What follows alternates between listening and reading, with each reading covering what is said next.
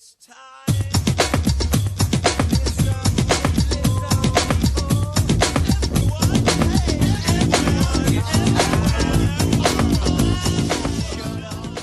What is going on, legends? The King of the Couch back in your ear holes for another episode of the King of the Couch podcast.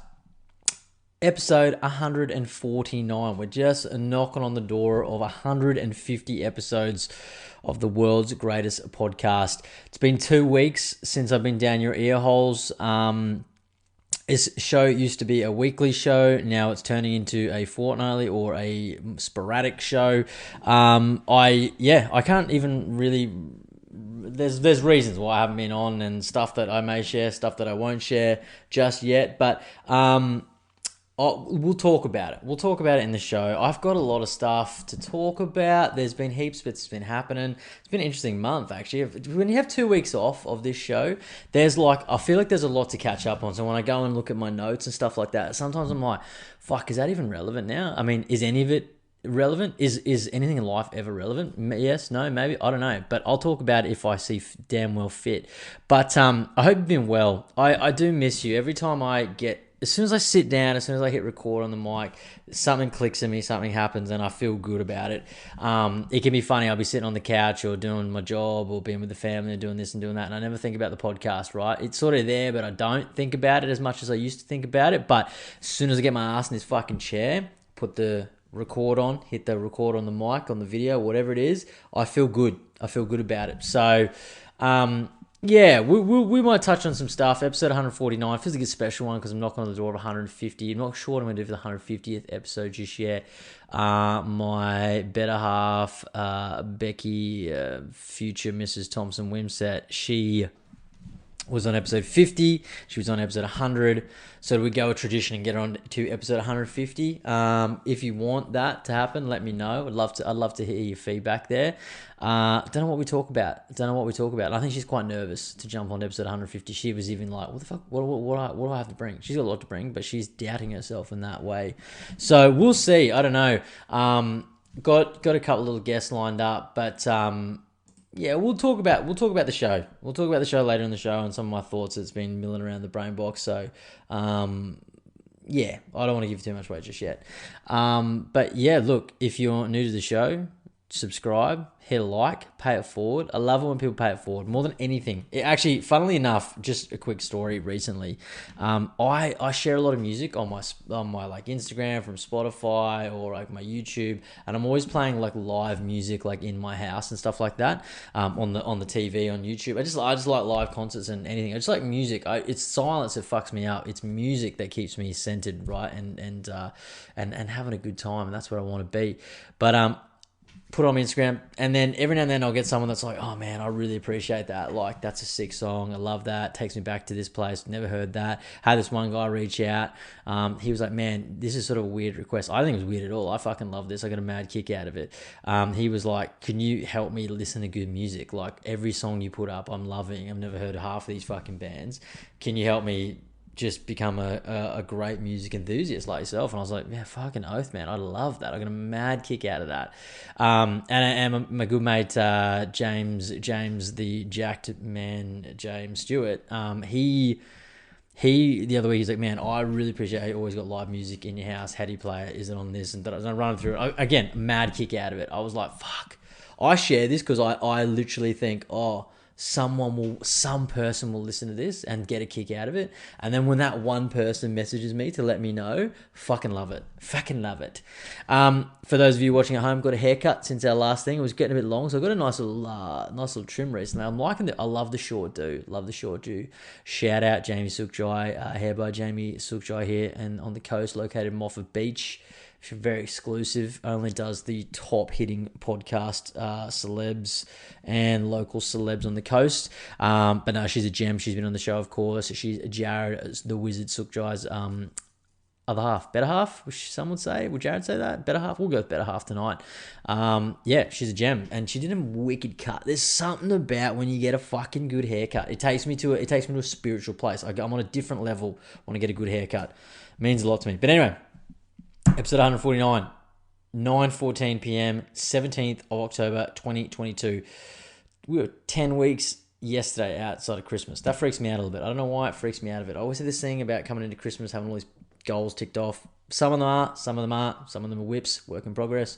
We'll get there. Anyway, my weekend, let's start there. And we've got some cool things to talk about tonight. I won't say them now. We'll go through them because there's a fucking lot of weird shit. Some great albums of the week, some songs of the week, some good TV show recommendations, things like that. Even a movie in there.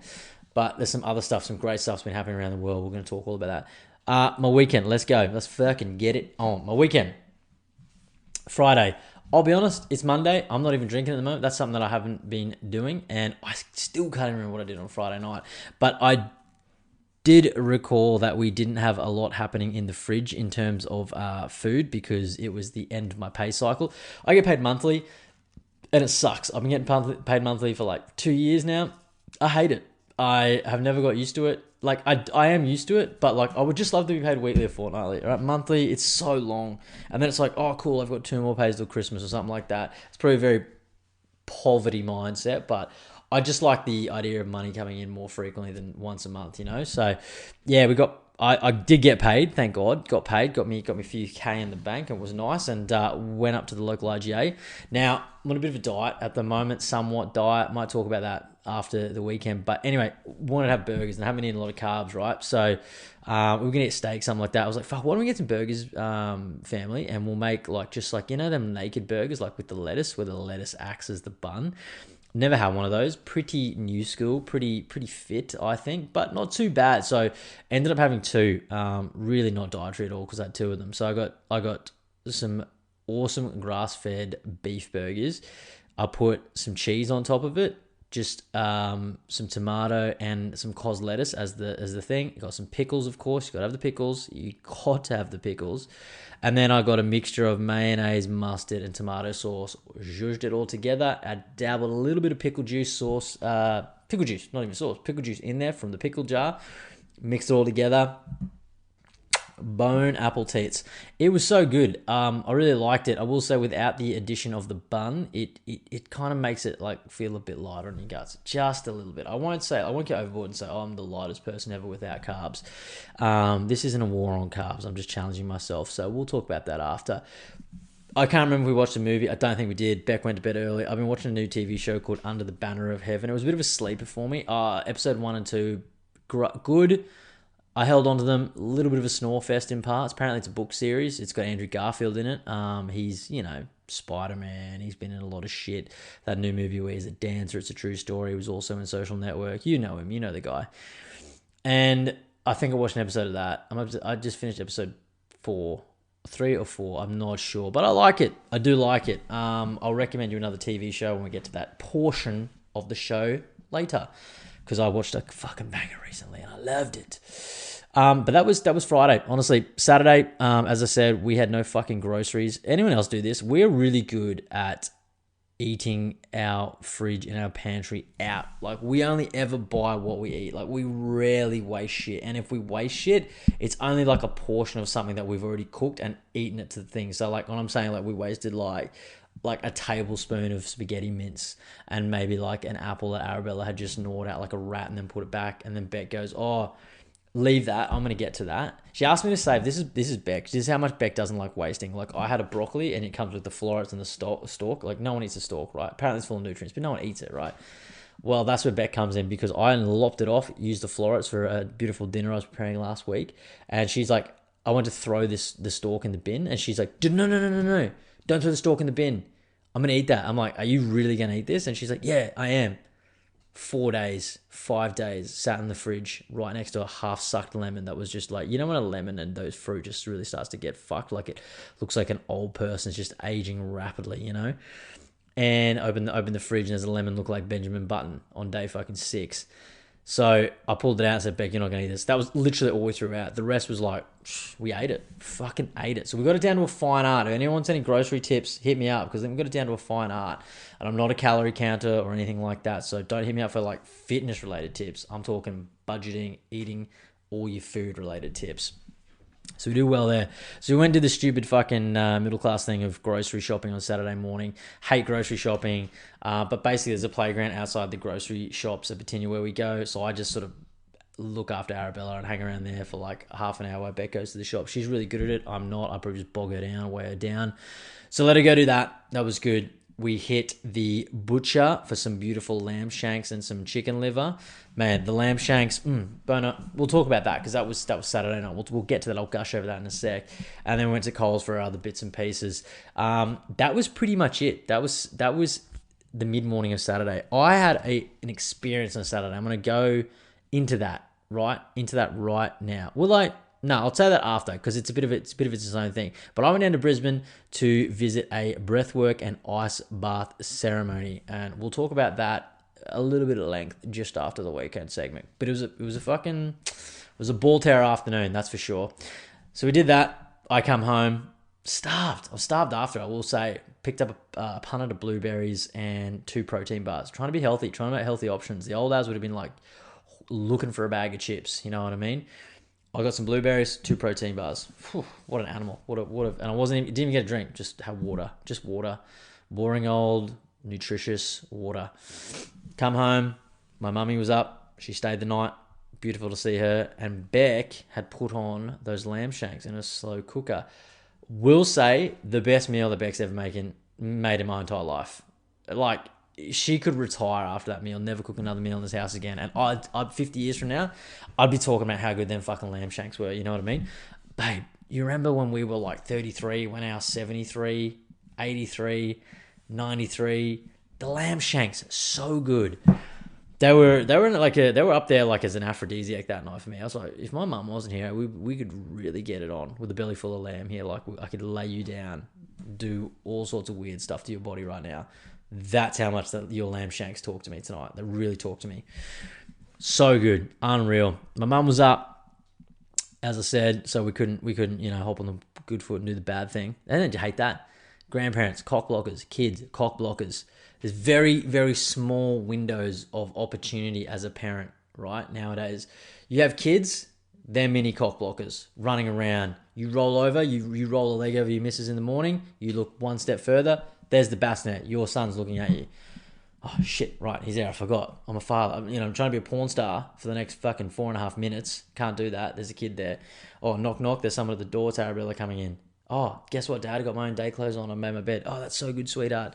I'm just going to run to the bathroom with half a stag here. That's a whole nother story. I'll release a whole fucking course on how to deal with that. How to deal with cock blocking 101 from your toddler. Don't know where I was going with that. But anyway, my mum was up. That's right. She was there cock blocking. And we watched Lux Listings Sydney. I like it. I will say I'm not much of a house show guy. The Block, pile of shit.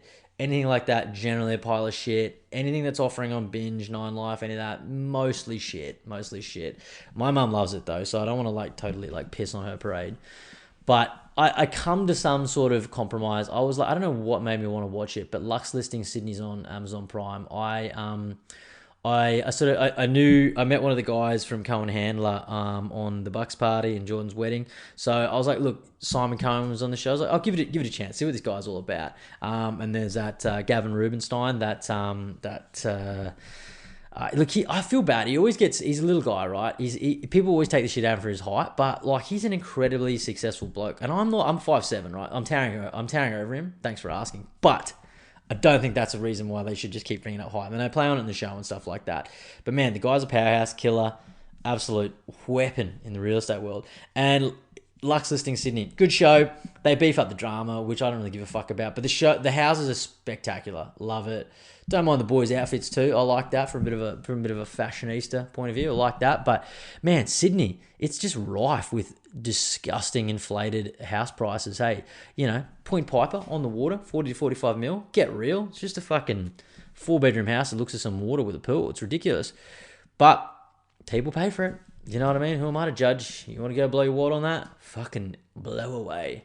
So yeah, we'll like that. My mum likes that. It's a good compromise when my mum's up because she just wants to fuck. Then after that, she put on location in England. Why do I give a fuck if an engineer and a fucking nurse are looking to buy a 250,000 quid house in fucking Isleworth? You know what I mean? They've got this much to spend and then they'll have £8,000 left over for their renovations, for their really tiny fucking kitchen and their shit weather. I don't know. I don't like to watch it. But my mum does. I respect that. So I bowed out at about 10:30 on a Saturday evening, went to bed. I'm a really bad late night snacker. That's another reason I've been going to bed a little bit earlier, so I don't sit there and snack all fucking night. So anyway, that was Saturday. Sunday, my better half had to work. She's back working part-time. She's slanging it. Got the best FIFO swing ever. 2 on, 2 off. That's 2 days on, 2 weeks off, basically. She loves it. It's a good swing. I dig it. She sprinkles a bit of money on top of the pile that I bring in every month. And it helps. I will say it helps. I'm probably like talking it down now, but it definitely helps. We need that. We need that cash, baby. Inflation. It's through the fucking wazoo. It's disgusting. That was where she was going Sunday. So me, my mother, and my kids, we got in the car. And of course, what do you do on a Sunday? When you got the kids, you find the nearest, hottest playground around. And there was a new hot spot in Mooloolaba where all the kids were congregating. We were no different.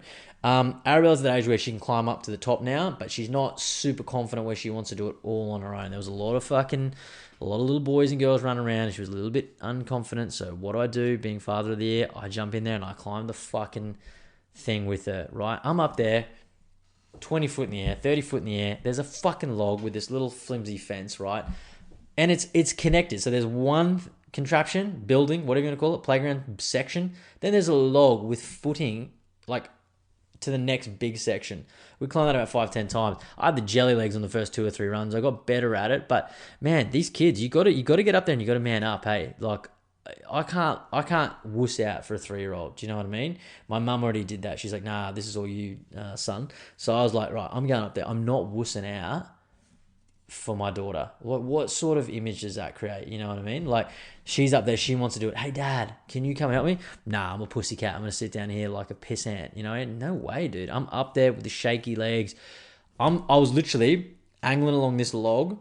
I've got the wire fence going. I hope this is pretty fucking reinforced wire, not just for a 10-year-old, but if a slightly chubby 33-year-old bloke just happens to slip a foot, this cunt better catch me, hey.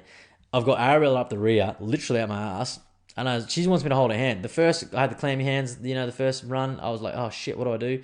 So I said, look, do me a favor, grab the back of my shorts, hold it like it's like a leash or a tail, I don't know. Hold it, and I'm gonna pull you up. It worked well, and then I got cocky, you know what I mean? I knew how to do it on like run 2 or 3. I was like the main dude in Everest before they all die at the end of the movie. I was up there, one hand holding her, one hand on the fence, just blitzing it. It was great. Got a chai latte after it. Got her a baby chino. I'm a chai guy now. I haven't drunk caffeine in over 3 months. Not in the form of coffee. I may have slipped a little bit of caffeine by way of Pepsi Max. No sugar. You know what I mean? Because my body's a temple. But yeah, I'm a chai guy. I like it. Not gonna lie to you. I like getting down on a creamy chai. I had 2 last week at establishments. Because when you're not drinking alcohol and you're not drinking coffee, and I'm a social person, it's really fucking awkward. You got to go out and you got to have something. So I was like racking my brains, like, what the fuck am I going to drink? Decaf coffee out. I have a nice decaf routine at home, where it's like the organic decaf instant, a dash of full cream, right? Like a little bit of like when you're shaking your willy and you've not shaked enough, a little bit of pee drops out. That's how much full cream milk I want. Then a bit of honey in there, mix it up, delicious. But when you go out and you get like a decaf flat white, it's basically just warm milk. It's like an adult baby chino. I'm not having that. I don't want to pay $4 for an adult baby chino. And they don't even give me a fucking marshmallow. That was a rip-off. So what do? The next most masculine thing you can do with you not drinking a coffee, get a fucking chai latte. That's what I did. So I'm a chai guy now. Sunday arvo, come home, we did some stuff, don't know what that was, had to pick up Beck, had to do adult things, get nappies, get wipes, just never ending, get nappies, get wipes, I forget what size Oscar is, fuck babe, what do I need, size 3, I'll get 90 of them, you're doing the math, do I get 90 for $35, or do I get 72 for $26, I went with the 90 for 35. We get the baby wipes, get them from Big W, because they do the fucking bulk, don't they, so we do that, because you're going to be fucking going through it. And then we've gone hard on the meat again. We went to pork belly roast on Sunday night. Again, unreal. Just roast veggies. Had a little bit of the lamb shank gravy left over. I didn't stock like Gravox or anything in the house. And I couldn't be bothered to make my own gravy again. So whatever. But did a nice pork belly. I really like pork belly. We've been craving it for like a few nights. So we got that and went hard on it. And that was my weekend. Not a drop of alcohol, not even a drop of junk food. No sugar. Just a bit of chai, bit of kombucha. Just one of those guys now. Punnet of blueberries, protein bars, whatever. And we hit Monday, hit the ground running. It's a great little Monday today. It's challenging in parts.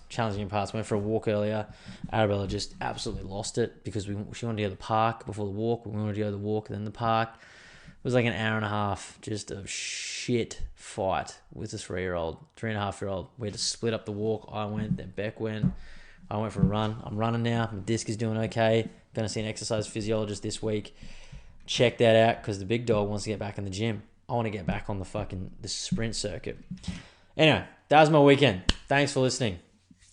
That's not the end of the show. Please stick around. We got some shit to talk about tonight. I'm looking here going, what do I want to tell you first? There's some stuff here. I might even have to save some of this for next episode. This is ridiculous. I put a post on, I'll just get this out of the way real quick. I put a post on Instagram the other week about books I read this year. I shared The Resilience Project, which is a great book. I highly recommend it. Hugh Van Cuylenberg. And a few people were like, what books have you read this year? I haven't read many, but I was just going to read them out here. So one was The Resilience Project, obviously. The other one being Dave Grohl's The Storyteller, highly recommend. Green Lights by Matthew McConaughey, highly recommend. I read Ultimate Wealth Mastery by Dr. John Demartini. That's a thick bastard. I've done some of these physical, Dave Grohl and Green Lights physical, the rest all on Audible. I don't know if you use Audible. It costs a little bit of money, but great way to get books in, and it's a good excuse to like go walking or running and listen to that. And I sort of like will swap out music in the car now basically and just pick it when I need that little fucking lift of, education or whatever I'm looking for outside of music. I love music, right? So I'm sacrificing music to like sort of upskill and educate myself because I'm one of those guys. Ultimate Wealth Mastery by Dr. John Demartini. It's a 16 hours, so it could be a fucking Encyclopedia Britannica sized book. I don't know. I've never actually seen it. I'm halfway through Man's Search for Meaning by Viktor E. Frankl. That's about a prisoner of war in Auschwitz in World War II. He was a Jew.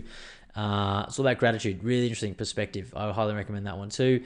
And Think Like a Monk by Jay Shetty. I've only read a little bit of that one. So I'm doing all right this year. Hey, need to get a couple more books in. I would like to finish 2 more books this year. I'd like to finish Think Like a Monk, sort Man's Search for Meaning, and maybe get another one in. So yeah, books. I will say about books just quickly, like you feel smarter reading, right? You feel smarter. And I don't know if that's a scientific fact, but you always take something, right? It's a way you engross it, the way you like sort of absorb the information. But if you're not reading, I would really think about reading, depending on what you want to get out of your life. But there's always something I think to learn, some information that you might not be looking for, but you need to hear it at the time. That's my 2 cents. Whenever I read or listen to books, I always learn something. So Dave Grohl and Green Lights especially, 2 great books. Sort of similar in the way that they're telling stories, but every story in every chapter, I picked up something and probably use it in my day-to-day life, So probably overzealous there with my day-to-day life, but there's tips and tricks I've done. So yeah. Anyway, I haven't been drinking, right? That's one. So this is like day 14 off the Lady Liquor. I don't really miss it, but I do miss it at the same time. I was partly doing it because one, I wanted to challenge myself for a month. So my life coach, we talked about this, and he sort of put it in a good way. He was like, you want to take control. And that made sense to me. When he said it out loud, I was like, yeah, you do. Because if I didn't think I could do a month off the source, then I thought I'd have an issue here, right? I got a real issue if I can't do that. But by jumping in and going, I'm going to do this for a month, right? I can do that. That's easy enough. And it might even go longer, right? It's funny, like it's only really when you're coming into the weekends, like that whole weekend warrior mentality where I'm like, oh God, I could really use like a whole carton and like 2 or 3 bottles of wine this weekend. Because that's the kind of guy I am. Like I'm an all or nothing guy. Like I'm never going to the pub for just one. Like I'm going to the pub for like 6 to 10. You know what I mean? Like it's just my style. And I'm sure there's a lot of people out there that are like that. I'm not special, but like 1, 2, maybe if you're driving, but man, no way. I want to send it, right? So yeah, I needed to what do you call it? To dry out. Needed to dry out. The other reason I wanted to do it, one was obviously because I'm drinking too much, didn't want to take control. Two was to get a bit healthier, right? One, I've got a bit of a gut here happening. My disc issue was a thing, so I wanted to see how like getting rid of the alcohol, the inflammation would help. See how it helps my flabby guts. And the other one was my skin. I get a bit of rosacea here, and I will say, like, if you're listening, you can't see it, but I will say I think the redness has gone down over the last like couple of weeks. So pretty stoked about that. So, yeah, look, not drinking is good. It's fun, but there's times where I want to drink. So we got a little event this weekend on. I'm just going to probably have a non-alcoholic beer, I reckon. I've got something on the 28th. I was going to go all the way through the November 4th because I started stopped drinking, on October 4th.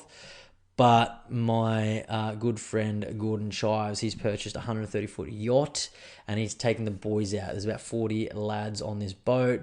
So yeah, I'm not going on there to have fucking soda waters by any means. I'm going on there to drink it dry. And then we're going to pull up to a venue in Brisbane and then we're going to drink that dry too, right? So it's a good way to come off like almost a month off the booze. And then I'll probably do like another like week or so off it. But my goal would be, and this is famous last words, my goal would be to try to stay off it as much as possible because as much as I don't like to say it out loud, I am more productive without alcohol.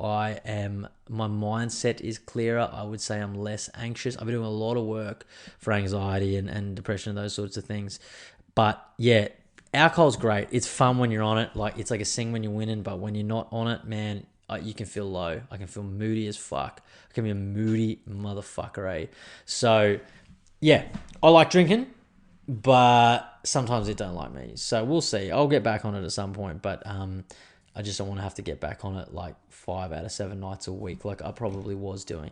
And not only to mention that, it's fucking money, right? I don't have heaps and heaps of spare cash nowadays until I make a bit more money, right? And so yeah, it's been good. In terms of the diet, I will say it's been good. I've just gone the classic meat and 3 veg approach. Most mornings I'm having 3 eggs with like some form of protein. This morning it was bacon.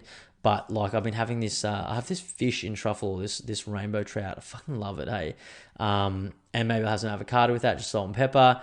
Lunch, again, maybe like a wrap of some sort. I basically haven't had any pasta. I've had no rice, and I've had 2 slices of bread in 2 weeks. One was today, one was yesterday. That's saying something because my mum brings up this delicious white bread from the bakery that she lives near. So I blame her fully, and my self-control went out the window. It was a bit of a fuck up yesterday while I had it, but tonight I was having a bit of a meltdown after the toddlers and stuff like that. I was hungry, this and that, whatever. Had a peanut butter toast. Shoot me. Wasn't that bad. But yeah. Basically meat and 3 veg. So like I shuffle between steak, chicken thigh or chicken breast, a lot of chicken legs, chicken drumsticks, maybe buy some roast chickens, have salmon a decent amount. But yeah, red meat probably twice a week. Have had a bit more over the last fortnight to be honest. But yeah, tonight I just had a stew. I made a red meat stew, no potatoes, no white potatoes. I mean sweet potato, pumpkin, carrot, greens, things like that. But yeah, trying to keep it pretty healthy. I'm having some mayonnaise and shit like that, which is full of veggie oil, so I need to get some healthy mayonnaise.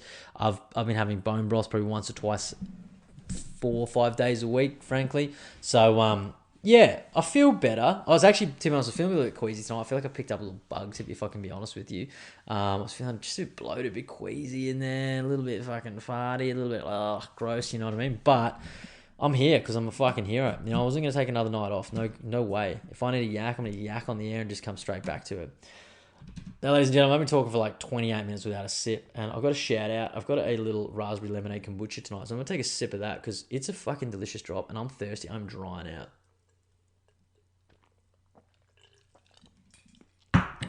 Man, I love kombucha, eh? I love the fizz. I miss the fizz of a beer, well, wine's not fizzy, but you know what I mean? I miss the fizz of champagne, miss the fizz of beer. I fucking love beer, eh? God, I fucking love beer.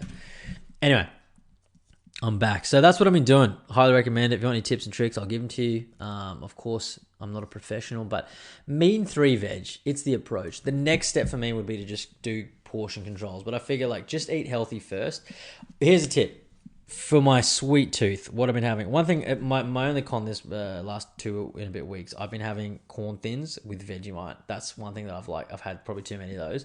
And my sweet treat would be Greek yogurt and sugar-free maple syrup. I get a couple of dollops of Greek yogurt, maple syrup in there, mix it all together. If you want to be extra fancy, slice up some apples, red are probably the best, poach them in a little bit of water and cinnamon. Unfucking real. And then douse the yogurt in cinnamon, maple syrup. Oh man, so good. Really good. Really good. So that's what I've been doing. I've been doing that. Wanted to talk about this guy. This to me is amazing. Nedd Brockman. The name Nedd Brockman. If you don't know it, you should fucking get to know it. Because this guy...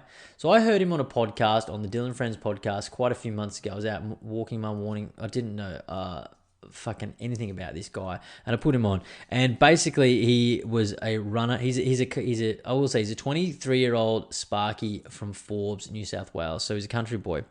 And he just started running, right? And I can't remember what the podcast was about at the time, but he had done all these crazy runs, right? He's gone from like, oh, I'm not a runner to just, I'm running everywhere, doing these stupid, lots of long distance running, right? Ultra marathon type lengths and stuff like that, like ridiculous stuff. Not like, hey, I'm going for a run for half an hour, like, hey, I'm going for a run for 30 hours sort of thing. He was doing all that, and then he was like waking up, going to work, running at night, doing all sorts of crazy shit. So on that podcast, right, he talks about this thing that he wants to do, which is running from Perth to Sydney, from one side of Australia to the other side of Australia, right? That's just under 4,000 kilometers on the ground, probably in the sky too. And he wanted to do that daily from Perth to Sydney, like average about 100 Ks a day. And I think that was like 46 days, right? Tonight, he literally has just done the last day. He at about 5:30 p.m. this evening, he crossed the line in Bondi. I can't believe it. 3,952 kilometer journey from Perth's Cottesloe Beach across the country is complete after 47 days. Can you imagine doing that? Basically, his last run today was 113, just under 114 Ks. Could you imagine? Right. First, imagine that you've worked up the courage to run 10 kilometers, right? The biggest run I ever did was 10 kilometers. The biggest walk I ever did was 27 Ks. I had a fucking Epsom salt bath after that. And I was just like, oh man, my heels, my this, my that. You know what I mean? When I got really, really fit a few years ago, I was running and I could run up to 10 kilometers, right? I used to go, when I lived in Brisbane, I used to go from Corinda, run all the way to Indooroopilly Bridge and back. Anyone that's in Brisbane would know that that's a pretty decent little jog. That's a decent little jog. I was quite fit, thought it was good. I even got so confident that I used to run shirtless. And believe me, I don't have abs. I had a little belly, just blip, blip, blip all over the shop. But, you know, that's how confident I was, right? It was in the mind. It was my mindset that was very, very strong back then. All right, you're running 10 Ks now. Now you're going, you know what? I'm going to add a zero. I'm going to run 100 Ks. 100 fucking kilometers. That is ridiculous, right? That's up there like ultra marathon type shit. I listened to like a few different podcasts, read stuff with ultra marathon runners, and these guys like train fucking for years with that, right? They're all sort of bent too, right? And then you're going, you know what, fuck that. I'm going to run from Perth to Sydney and I'm going to do 100 plus Ks a day for 47 days. And I'm going to do it all to raise money for homelessness. That's what he's done. So he has raised close to $1.5 million for homelessness, right? He wanted a target of $1 million and he's hit 1.5 basically. I mean, when I saw this, I was in awe, right? I actually went for a run this afternoon and I've just started running again. I don't have the best shoes in the world. So yeah, my calves getting sore, my heels getting sore. I'm worried about my disc issue because I'm a little bit fucking PTSD because of the symptoms of that. And in my head, I'm going, Nedd Brockman. And that was all. And he G'd me up. He fucking G'd me on. The 23-year-old Sparky from Forbes, he G'd me up. I did like a 3K loop. And I was like, yeah, that's enough. We might go again tomorrow. This guy's run 100 kilometers a day, 100 plus kilometers a day for 47 days. It's ridiculous. I feel like the nation's got behind him. I've seen all these like celebs and stuff like that. I saw Hamish Blake just share a post with him for. I've fucking seen all these people. Mark Bora shared a thing. He's been on the Mark Bora's podcast. All these different sports stars, UFC people, all sorts of people. Hey, he's been in the mainstream media and stuff like that. It's just crazy, right? But he basically has been told by like professionals, like physios, all this stuff, like, hey man, you shouldn't do it. Don't do it. Like, it's going to be bad for your body. Not to mention your legs and your muscles and stuff like that, but your organs and just crazy stuff like that. You know, he's just going, appreciate your advice, but I'm doing it, right? I'm setting a goal, and my goal outweighs all that, right? It always has and probably always will for this guy. I can't, I can't fathom the dedication that this bloke's had. Like, it's an incredibly remarkable thing that he's done. Like, I can't even imagine it. And the cool thing is that he's just gone and done it for like something that, in this world shouldn't even be a thing. Like homelessness, like it shouldn't even be a thing in the Western world, in the modern world, right? But it is, unfortunately. I've traveled to like some great countries, some great places. San Francisco, there's a fucking lot of homeless people there. Like, yeah, you got some third world countries. That's like sort of a given, and it shouldn't even happen there. But like, you kind of expect it a little bit. But places like San Francisco, New York, LA. Jesus Christ, was in Sydney recently. And there's a lot of homeless getting around there too. So, it's crazy, But this guy, like, he's gone. He's not happy with the homelessness, right? So he wants to set out and do something for the homeless. Great, tick. That's awesome. You know what I mean? And he's just gone and done it by doing like an amazing feat.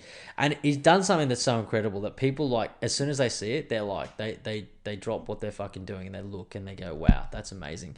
I saw that and I was like, wow, that's amazing. When I listened to the podcast, I was in awe then. Now that he's actually done it, I'm fucking just totally inspired by this guy. Hey, just trying to look through some of these fucking quotes. There's like quotes here from like ultra marathon runners and something. It's just like, what the fuck?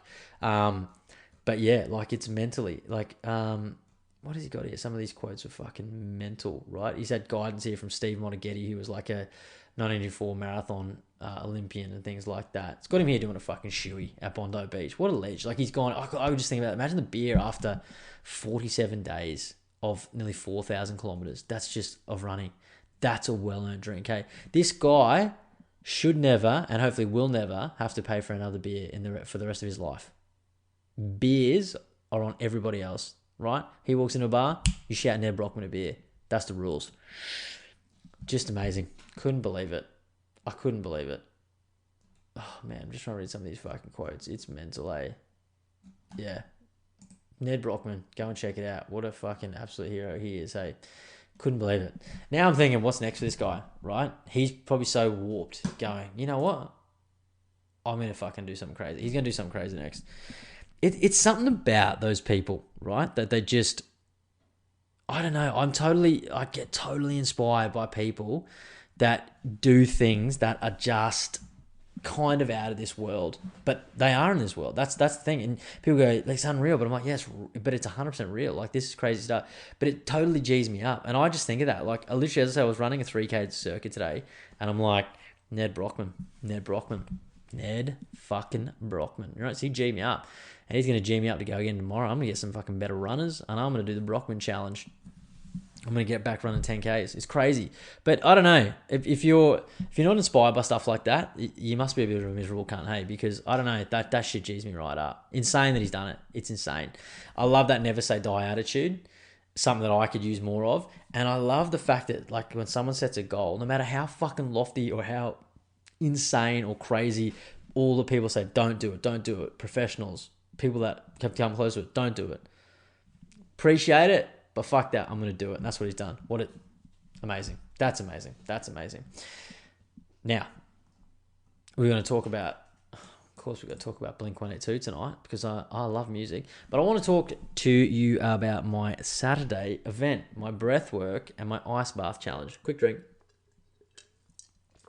So, I've been seeing this guy Rex doing the life coaching and stuff like that, which has been good. Sort of down to seeing him once a month now. And I do the Monday mentor session, 45 minutes. We do just really good sort of positive talking, guided meditation, and we do the Wim Hof breathing, which I've talked about here before. Go and check it out. He is world famous. And so on Saturday, we went down, and it was a 3-hour session from 1 till 4 at this yoga studio right near the Strength Sanctuary, which is a gym he's a part owner in. There's about 50 people in this room. I wanted my own. Milky was going to come, one of my good bestest chums, but he's just had, that's right, he's just had a baby. Shout out Milky and Sarah. He's just had a second child, a little girl. I won't say her name out here for privacy reasons, you know what I mean? That's your biz. But seriously, shout out. That's amazing. Amazing feat. Beautiful little girl. I'm so very, very happy for you. So he couldn't come, right? Because he's at home looking after kids. I get it, dude. I get it, right? I've just gone on my own, right? I thought, I'm not drinking, and this is the thing. This is what happens when I don't drink, right? I'm looking for other things, looking for other highs and bits and bobs and things like that. So I go down to do this, and I will say I was a bit nervous. I am a bit nervous, right? I've always been one of those guys that like, when it comes to highs and things like that, like I kind of like to have control over it. So I've always been liking drinking and stuff like that because I feel like I can control it. I can control to the point of no control, right? But you can still control it. It's drugs like ecstasy and stuff like that over the years, or acid and stuff. That's always like made me a bit nervous because you just take it and then you're like, oh shit, what's going to happen now? And that's kind of like the whole breathing thing, right? Because I've never done it before. And I'm like, well, what if I work myself into a breathing frenzy and I go into this DMT release and I'm like, I don't like it. You know what I mean? So I was sort of thinking about that. Classic me, classic overthinking.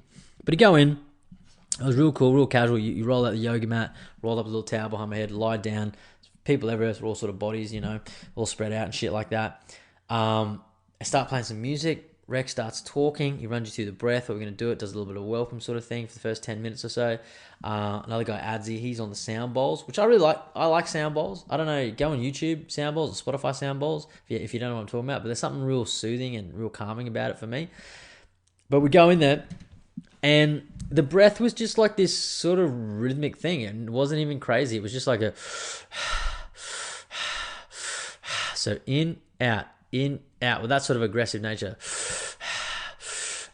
And I'm just lying down on the ground. And you kind of get to that point where you want to find a circle, right? This is what Rex says. You want to find a circular rhythm. So it's like you're going in, you're going out. You don't even realize what you're doing. You're going in, you're going out. It's just this circular thing. That's sort of what I was trying to do in my head. Now my head's racing a million fucking miles an hour. I'm thinking of all the shit I got to do, all the stuff I fucked up, all the stuff I've yet to do, all this crap, how much money I don't have, and then how grateful I am, and then how this and blah, blah, blah. The whole time I'm just in and out, in and out, in and out. And then you start feeling different, right? You start feeling different. So when I first noticed it is your hands start tingling, your feet start tingling, my head started tingling. So I started feeling it like getting warm and tingly from like the back all the way through, right? And sort of just like, if you were like to put a blanket over your face and you have like a little crack, that's what it felt like. I was like, something was covering me. I could see everything, right? I had my eyes closed, of course. And then it just sort of goes, it gets a bit deeper. It gets a bit deeper where you start getting the tingles all over your body. At one point, right, my hands, and he did say this could happen, but my hands started curling up. That's what it felt like. I didn't actually look at them, but I'm assuming this is what they were doing. That's 100% what it felt like. But my hands started curling up to these like gun sort of shapes, right? They're on my chest at the time. I'm moving around. And when I'm moving around, when you get a dead leg or something like that and you go on it and it sort of hurts and there's pins and needles, you got the feeling of like having like dead limbs and stuff like that, but there's full feeling and there's no pins and needles, but it's this weird sensation. It's sort of hard to explain. You have to sort of do it yourself. At one point, I envisioned this thing that me and Beck are working on, and I started laughing in a good way, and I was like, we've done it. We fucking done it. We fucking did it, right? And I pictured just cutting this ribbon and stuff like that, and I was like a super surreal moment. I was giggling, and I was like, yes. I was like a happy giggle, right?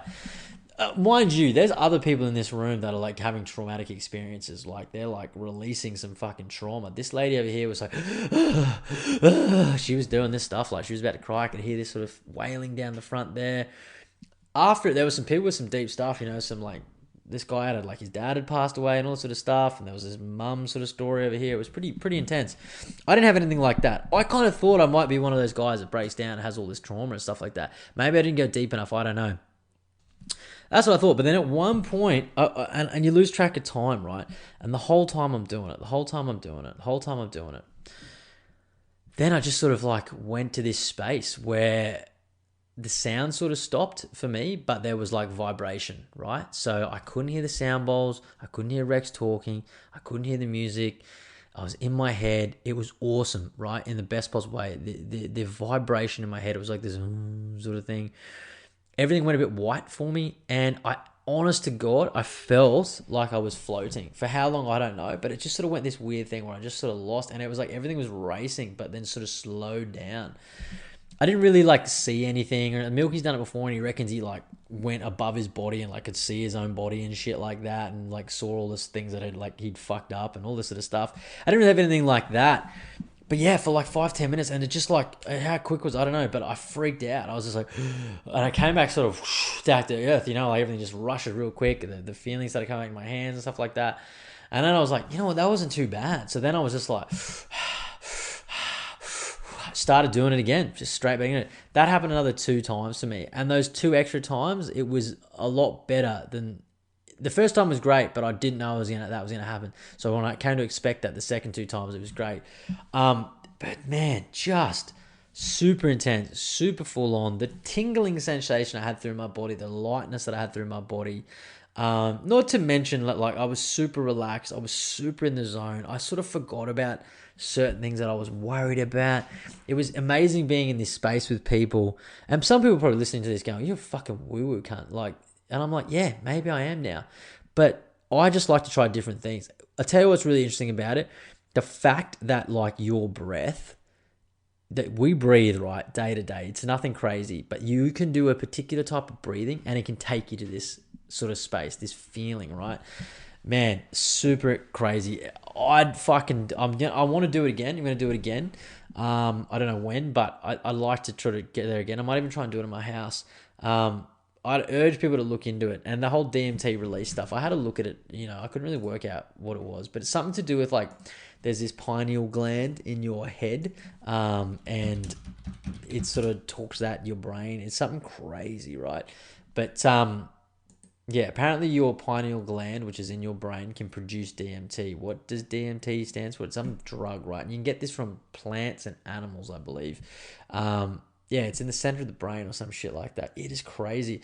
Some call it the seat of the soul or the third eye. Believes it holds mystical powers. Others believe it produces and secretes DMT, a psychedelic so powerful that it was dubbed the spirit molecule for these spiritual awakening type trips. Turns out the pineal gland also has several more practical functions, like releasing melatonin and regulating your circadian rhythm. That's like the idea of, like, looking at the sunrise, looking at the sunset, all that sort of shit. As for the pineal gland and DMT, the connection is still a bit of a mystery. Well, it's still a bit of a mystery, but I will say doing that particular type of breath in that environment took me to a place I've never experienced before. It was pretty amazing. I will say, though, there's people that have, like, traumatic experiences. I think it's good because I'm sure they, like, need to have that, right? So that was the first part. That was cool. That was crazy. After people talked and I just felt light and I was sort of sitting there just, like, kind of enjoying my time. Then we went out to the complete opposite. That was chalk. We were heading to cheese, right? They had these fucking inflatable pools out the back, big bastards, full of ice. Lots of ice. Now, I'm going an ice bath. I want to do this. There's heaps of benefits. I know it's going to be cold, but there's a lot of people that have done it, right? Like, so how cold can it be? I've gone in group 2. I want to go group 1, but anyway, some other dudes beat me to it. And I went in group 2. Me and a guy and a girl. Good people. Great people. Do the breath. This Tumo breathing, trying to heat yourself up. 4 minutes. Timer. Tomo's in. The king of the couch is in the fucking pool. I'm in there 3.5 seconds. I want to get out of that fucking pool. It was the coldest fucking thing I'd ever been in my life, right? I've been into Switzerland in the snow. I've been to fucking Berlin when it was just fucking disgustingly cold. I've been to Europe in the winter. I've been in a cold shower. I've been in a cold ocean and a cold pool. An ice bath was 100 times the coldest thing I've ever been in. And it was painful. I will say it was painful. Some people are like, it's not that bad. I'm like, no, it's pretty fucking bad for me. I'm like 1 minute, 2 minutes in. I'm keen to get out. I'm sort of sitting there cross-legged. I've got my hands sort of like across my chest and stuff like that. And you instantly get into, you're doing this breathing. And as soon as I got in, I forgot to breathe. Like, you forget. It sort of takes you by, like, storm. You're like, what the fuck? And I was just like, I'm the guy that, like, sort of swears and carry on. I was like, holy fuck, this is fucking cold, But man, super bizarre. Super bizarre sensation. Yeah. Highly recommend it, though. The feeling I got when I got out of the pool, one, it was accomplishment. I've done 4 minutes in an ice bath. I'm a hero, right? Where's my medal? You're super cold, right? There's blood sort of fucking things happening in your body. Inflammation apparently is like being downgraded, doing whatever the opposite of just inflammation, I guess. I'm not sure. What the fuck? Look up the benefits. Man, and I just felt fresh because I've just got out of the fucking freezer, right? No pun. So I felt fresh as fuck. But that was honestly one of the best experiences I've done, right? And it was just good to challenge myself. And this is the kind of shit I do when I'm not drinking. I'm like, well, I've got to get a fucking high. I've got to get kicked some other way. And I'm looking around this room, right? There's a few booties in there, a lot of abs, a lot of blokes with abs. I'm looking around going, this is an environment all for fit cunts. Like, this is what they do because they don't really drink and stuff like that. So they're looking for shit too, right? this is what they do, these fit people. So I'm warning, like, if I keep going to these things, I might accidentally get abs somewhere along the line. This seemed to be a side effect of the ice bath and the deep breath. But man, cool. Check it out. Strength Sanctuary at Stafford, if you're a Brisbane local. They do these like events once a month, $79. So it won't break the bank. And it's pretty intense, pretty cool. I like the breath. There's something about it. This whole year has been a mindset journey for myself, and it's a continual journey. That is me just taking more steps into my own mindset, into understanding myself, into understanding my thoughts, good and bad, and just fucking trying to live in the moment. I tell you what, you want to find the moment, jump in an ice bath. You'll be fucking present. You cannot not be present in an ice bath, in my opinion. But yeah, unreal. Highly recommend it. What else has been happening? I've got a lot of shit to talk about tonight. There's so much stuff to talk about. Some of it's funny. I come across this one just before. I got to tell you this. This is ridiculous. Finish Me. We tested the voice-controlled dick-sucking machine. This is an article on Vice I just saw. Oh my God, right? This thing. May have pre-ordered one. Nah, kidding. Thinking about it. Autoblow.com. I sometimes sit here and I rack my brains about like, oh, you know, what business could I start? How am I going to make money? A side hustle and stuff like that, you know? And not like I'm so poor kind of way, but I just think it'd be cool to have your own business. I'm always thinking about stuff like that. What can I do? What's not been done before? I've never thought about an artificial intelligence blowjob machine, but someone has, and it's on the internet. Autoblow.com. Enjoy 25 plus blowjob experiences powered by artificial intelligence. The machines are well and truly taking over, right? And they're hitting our sexual organs at a rapid rate. This magic gadget is programmed to give you a blowjob using real life techniques. I'm watching this thing. It's creeping me out, right? So it's basically like lips where you put your dick into, and then on this side, there's like this pump thing. So it's like pumping the dick, which is the mouth, right? I don't know if it's as good as a real thing, right? But this is like a blowjob on command. But there's like an emotional thing that's got to come with sex and blowjobs and going down on your partners and stuff like that, right? I don't know. I would just feel somewhat weird, although I am quite intrigued by how it would feel. But sticking my dick into a machine called the Auto Blow, right? And how much does one of these cost? This is crazy though. They've got a lot of stuff. Like I feel like I'm really like unaware of like this sexual toys for men in the industry. They've got all sorts of stuff here. There's sleeves, accessories, cleaners, masturbators, prostate masturbators, rings and pumps. I remember years ago I had a cock ring. I think I got it in like a Sexpo bag. Tried it out. Wasn't that great, but you know, we all had one. I'd love to hear from the sex freaks listening to this show. If this is a thing, like if I'm just out of touch, how much does one of these Auto Blow costs? If I buy it today, I can get 20 to 50% off. They're having a stress relief 1-day sale. That's cool. Shop now. Wow. Okay. It's on sale. $240 for an Auto Blow AI Plus, right? I save 20% if I get it today. It ships in discreet plain brown box. That's awesome. That's good. It's a pity I've got a joint account because like I'd love to get to that point in my life where Beck's like, what's this like discreet plain brown box that you've got to, oh, nothing, babe. There's just some stuff I've ordered. But you've seen it on the joint account, right? So she's going, what's this $239.95 charge for Auto Blow? What's that about, babe? Does it have anything to do with this discreet plain brown box? No. They'll never meet. That makes no sense to me.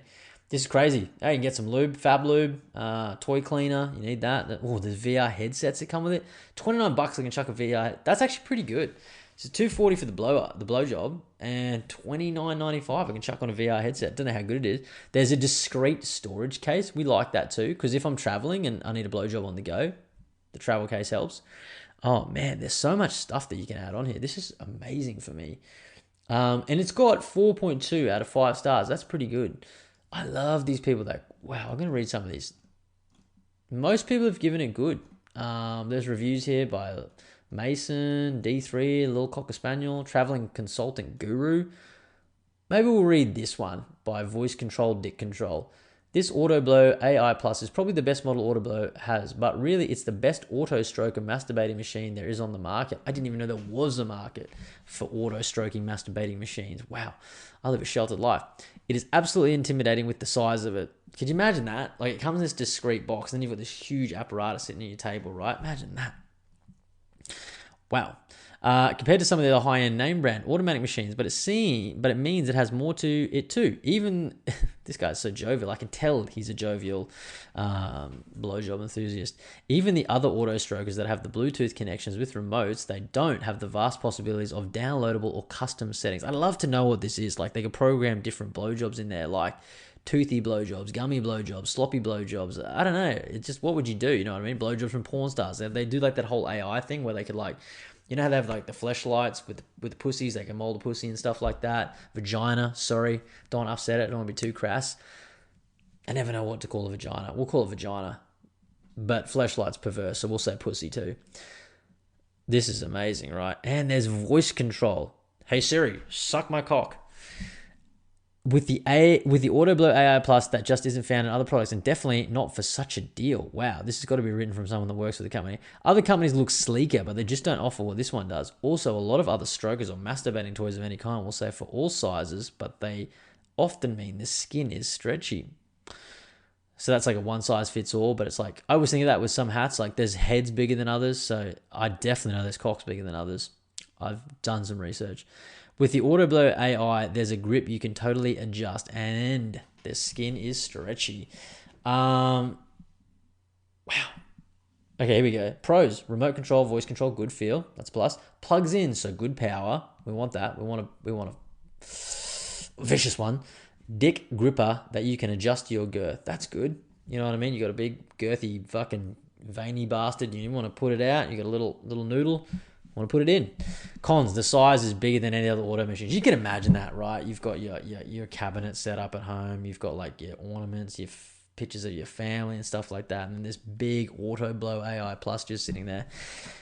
People come into your house. What's that? Is that a new like vase or some sort of like steamer that just like puts some nice smells there? Nah, that's my blowjob machine. It is an eyesore. It's big, but I tell you what, sucks a mean cock. Fat or thin cock, it'll help you out. And you can voice control it. Hey Siri, suck my cock. Wow, this is crazy. The bottom line, a lot of thought was put into this for a blowjob machine. I'm going to go talk to my machine now. Go. So this dude has written his review, then he's run back to the machine, and it's sucking his dick right now. I'm intrigued. I've got to be honest, I'm intrigued. I am intrigued. It's crazy. Wow. I wonder if I could get a sponsorship from the Auto Blow. Could you imagine that? That would be good. Manscaped sent me a shaver. I shaved my dick with it. My balls. Auto Blow sent me a blowjob machine. It would only make sense that I let it suck in my cock. Wow. I'm going to look at this website after this show. So good. I'm so glad I saw that. What else are we talking about? I want to talk about this. I'm going to end on this. Movie of the week. I Came By. Thriller. Kind of cool. Kind of predictable. Liked it. English. Check it out. I give it like 8 out of 10. Bit of a cool sort of like new school sort of street spin on like a classic Joseph Fritzl kind of weird dungeon thing. Rich people doing shit they shouldn't do. I Came By on Netflix. Check it out. Now, there's been so much. Albums of the week, songs of the week. I couldn't nail it down. In the last time since I've seen you, we have had the new Slipknot album, and we've had the new Lamb of God album. So if you're a heavy metal fan, go and check them out. I will say, I love Slipknot. The end so far, not instantly one of the greatest listens I've heard. I thought there's probably 2 or 3 albums definitely way better than it, right? And you can't even compare old Slipknot to new Slipknot. But yeah, for me, it didn't land. There was probably 3 or 4 tracks that really landed. There was some filler in there for me. I actually way prefer the new Lamb of God album over the new Slipknot album, if I'm being totally honest. So go and check it out if you're a heavy metal fan. Highly recommend those albums, though. Look, new Slipknot album's good. New Lamb of God album, even better. Omens and The End so far. Songs, though. That's When I Reach My Revolver by Sorry Audio. Go and check that out. That's like a collaboration between Scott Sorry and Grand Theft Audio. It's a cover Just thought it was a cool cover. Another one from the Australian Bad Boys, Bad Dreams, with a song called Jack. This is good. They sort of call out like racism in Australia, the whole Indigenous Australia. They're very outspoken in that way. That sort of shit doesn't bother me. You know what I mean? There's so many. I tell you what I like about this band. One, they're a good Australian fucking band. I've talked about them before, and they're great. I love them. They respond to your Instagram messages too. Love that. Love the boys. We're friends. We're top mates. But then they're not backwards and coming forwards with their messaging, right? So they're a whole bunch of white guys. I'm not sure if they've got any Aboriginal heritage or anything like that, but they're outspoken about the Indigenous stuff. And I like that. I think they care about something. They want to talk about it, right? Maybe do I see eye to eye with absolutely everything they say? I don't know. Maybe, possibly not. Does it matter? No, it doesn't, right? Because in a world we live in, right, you don't have to agree with absolutely everything that someone says, right? I love my family. Do I agree with everything my dad, my mom, my grandparents say? No. I love Beck. Do we agree on everything? No. That's the world we live in. Does that mean they're wrong and should be hated? No. And vice versa. But yeah, there's a few people that they cop some shit over this because their lyrics are really, really good, really well written, and they paint a picture and tell a story when I hear this song, right? Same as a few other songs that they've got. Go and check it out for yourself. Jack by Bad Dreams. Really love it. They're a great Australian band. Get behind them. They're doing a national tour soon. I'm going to go see them end of November. Can't wait. And we're going to just, digress real quick.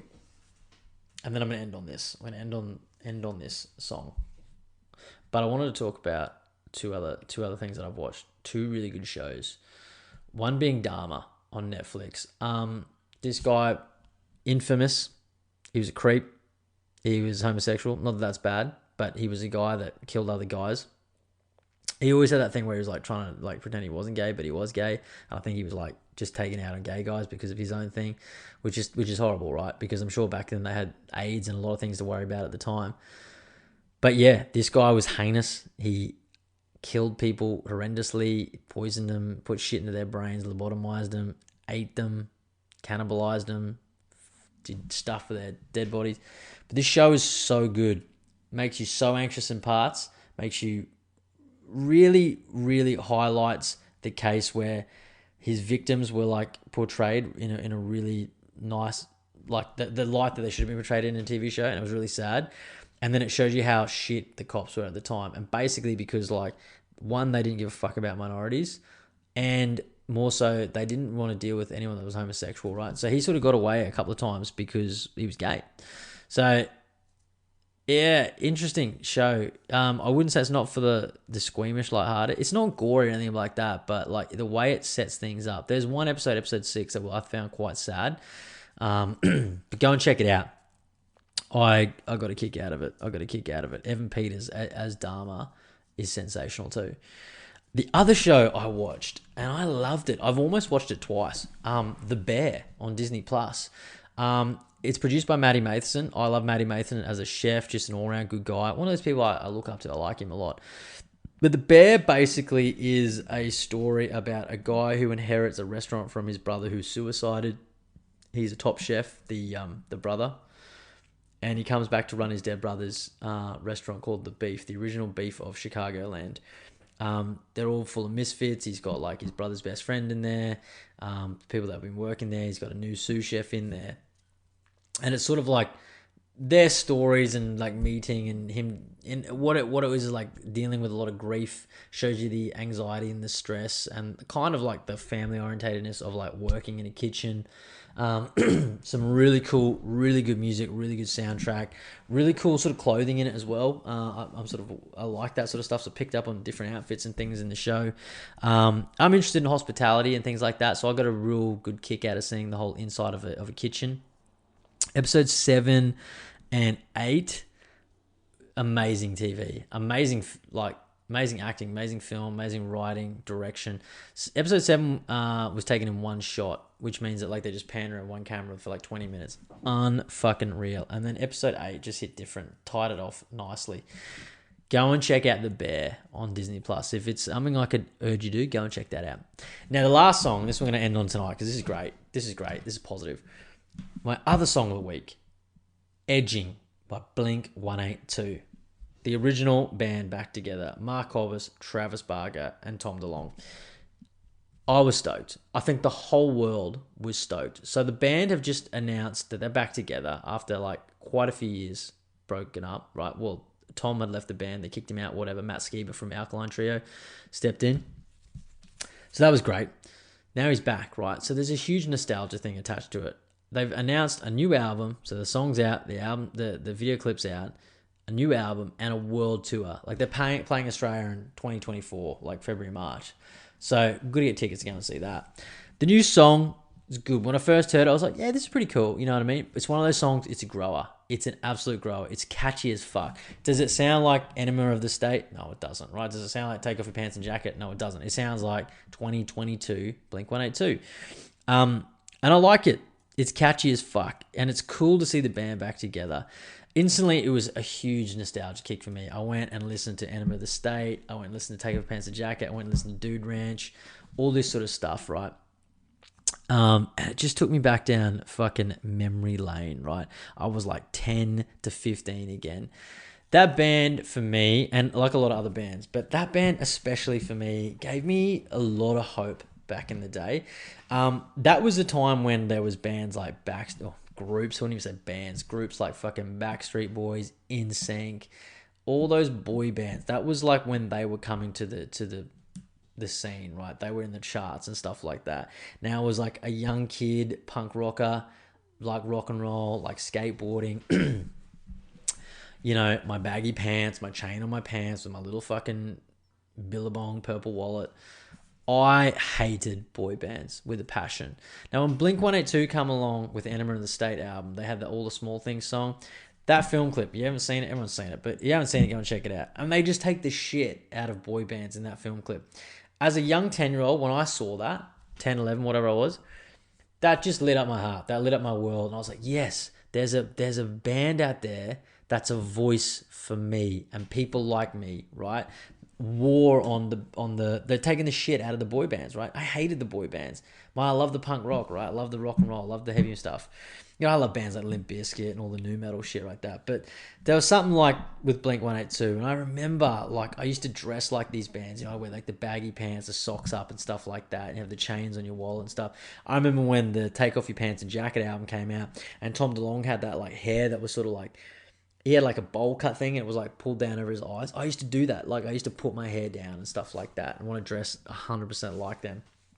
And as soon as I heard edging, it took me back there. Like it took me back to these times when I was like, you know, I hated boy bands. This guy was like, this band was the voice for me. And it just gave me a huge kick. I went and listened to all the albums again. I was like, oh my God, you know what I mean? And it was really cool. And I think the way that the band got back together too, Mark Hoppus, he had cancer, and I'd seen there was like some interactions online between Tom and Mark and stuff like that. They were both, obviously, they're a three-piece band, so everyone plays a really, really crucial part, right? But especially those two guys, like, there's the bass, the guitar, right? They both write and they both sing, like, very critical parts of that band, right? He got cancer and he beat cancer, which was amazing. And I think from what I've been reading online, it was like Tom and Travis and Mark, it said it just put everything into perspective, that life's too short. It's too short to worry about fighting and things like that. And they recognized that what they did was something great. And it was like, let's get back together, because who knows how long life is and how long we might get to do this. So it's crazy. I saw a quote online. It was like, Travis survived the accident, Mark beat cancer, and Tom escaped the aliens. That's perfect, right? Because he's obsessed with aliens and shit like that. Mark beat the cancer, and of course, Travis had that plane crash quite a few years ago where with DJM, and he died, and there was a couple other people that died. So he was lucky to get out of that. I know he had a lot of things. He didn't want to fly around the world for a while too. So it was like, was he ever going to travel again and tour again? He's back there, which is great. But man, I'm just so stoked that they're back together. I love it when bands, you know, get back together, the original bands, and it just, they sound good, you know. Do they sound like old Blink-182? No, they don't. Do they sound like 2022 Blink-182? Absolutely, right? Are they going to fucking have a good time? Is the album going to be fun? I guarantee it's going to be fun. It's going to be some fun video clips, and the world tour is going to be amazing. But man, I was just like super stoked that they got back together, right? And it just made that 10-year-old boy inside me just so happy again. So anyway, Blink-182 Edging, go and check it out if you haven't already. Super catchy, hey. It's got Tom DeLonge's that vocal of his, like he's got that. He's not a great singer, but there's something hooky about his vocals. But anyway, That's episode 149 of the King of the Couch podcast. We in the bag, baby. If you like something in the show, pay it forward. That would give me a huge kick. Episode 150 next week at some point. Maybe I'll have Beck on there. Maybe I won't. I'm not sure. Could be a guest episode. Could be a solo episode. But we'll get some drinks happening. Maybe not that episode. I was kind of maybe even going to push it out to like when I'm having a drink again, if I can be perfectly honest, so I could have a few tins because it's a milestone. But anyway, we'll see how we go. Episode 149. I'm King of the Couch. You've been great. Have a beautiful week. I love you all.